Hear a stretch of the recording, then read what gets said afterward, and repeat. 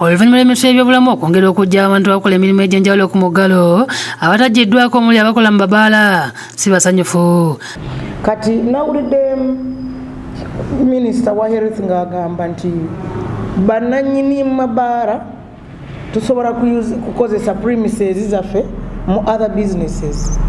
Well, twandibikoze naye sente ezikola bizinesi endala tuzigyewa. Abagyiddwako omuli Mahadi Mukiibi baweza okukubira amateeka agabasiddwako. Era kye nandisabye tubadde tukozesa nga tuli mu COVID nsaba bagende mu maaso nga bakola.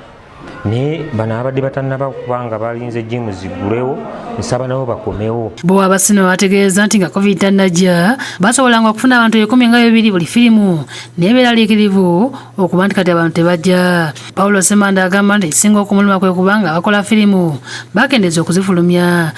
Abantu bakyalimu okutya ate yadde byesi balaga bakyagala naye ne firimu eziriwo tetumanyi oba eziriwo zinaakola kuba firimu esigaddeemu nga movie Wonder Woman yokka ategena fuluma nga 23 Desemba. Ate Babula Natukundo webbaala ategeeza nti babakoze bubi nnyo kubanga kasino ze batadde nazo zikola nga mabaala. Ndebera byonna babitadde baala ne zisigala nga nzigale.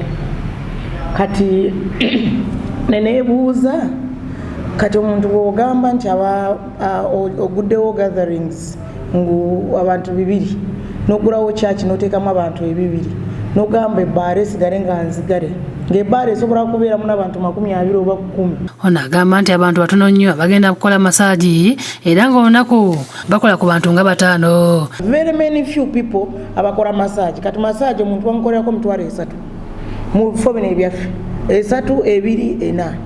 Kati olunaku oyinza okufunayo abantu 5. Dickson Waiswa yakusakidde eggulire no ku lwa Bukedde TV.